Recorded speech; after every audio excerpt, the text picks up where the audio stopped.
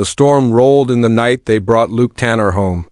Thunder cracked like the sky was splitting in half, and the prairie wind howled through the cottonwoods as though carrying every sorrow the land had ever known. June Harper Tanner stood on the porch in her black dress, soaked through, clutching the folded flag they'd handed her at the funeral. She looked too young for such a burden, too fragile to be facing a life rewritten in a single day. Caleb Tanner hadn't expected to see her again, not like this.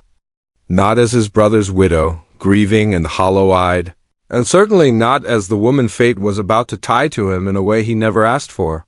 When the layer arrived, boots muddy from the storm and voice heavy with unspoken awkwardness, Caleb learned the truth Luke had left behind.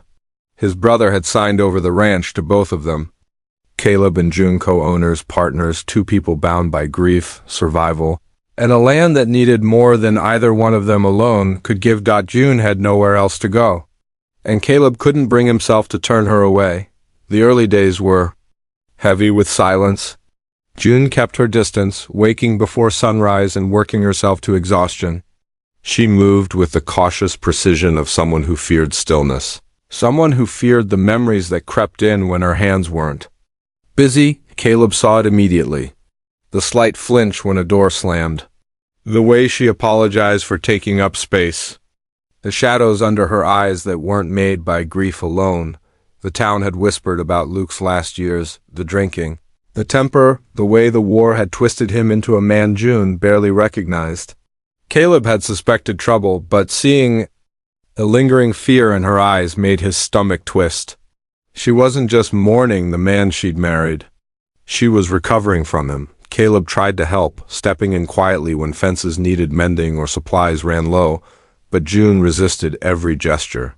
She didn't want to be indebted to anyone ever again, not even the man who had once quietly loved her from afar.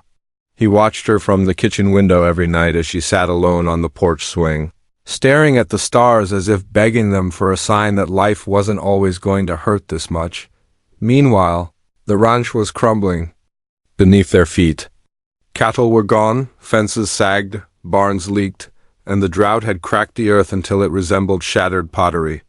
Caleb had returned from years on the rodeo circuit with just enough savings to patch things up temporarily, but not nearly enough to restore the ranch to what it once was. And now there was June, a partner in name, a stranger in spirit, and a reminder of everything he could never have. Trouble showed up sooner than either expected. Earl Maddox, a greedy land grabber with too much power and too little conscience, cornered June at the feed store. He waved foreclosure threats in her face, telling her she couldn't run the ranch with a washed-up rodeo cowboy who didn't know when to quit. June didn't flinch the way Caleb feared she would. Instead, she squared her shoulders, lifted her chin, and told Earl that the ranch wasn't for sale and neither was she, but the encounter shook her, and Caleb saw it later that day when he found her sitting on the barn floor, hands trembling as she sorted tools that didn't need sorting. He finally knelt beside her. June tried to push him away, insisting she could handle it. Caleb didn't touch her. He knew touch wasn't something she trusted anymore. He simply sat there, close enough to offer warmth, far enough not to threaten. "You don't have to be made of steel out here," he murmured. "Not with me," June didn't reply right away. But she didn't get up and leave either. That was the first small crack in the walls she'd built. The days grew longer, and the work grew harder. They repaired the barn roof together, rebuilt the cattle chutes, and fought off both drought and despair with the same stubborn resolve. Slowly, June began to laugh again, soft at first, like she didn't trust the sound. Caleb found himself looking for reasons to hear it. When she baked biscuits one morning and set a plate in front of him without a word, he pretended not to notice that her hands no longer shook. Then came the night the wildfire swept down from the hills, roaring through the dry brush. Caleb woke to the scent of smoke and the glow of orange on the horizon. June was already at the barn, struggling to free the last horse while flames crept closer. Caleb rushed to her, and together they drove the animals to the creek, coughing through the smoke, clothes soaked with sweat and ash. When June stumbled, Caleb caught her, but this time she didn't pull away. She leaned into him, trembling. and let him hold her until the fire passed and dawn broke over a landscape scarred but standing. Something changed that morning. The fear in her eyes faded, replaced by a quiet strength. She began confiding in Caleb, telling him pieces of the past she'd locked away. Painful pieces. Pieces that made him want to track down every ghost that had ever hurt her and drive them off the earth.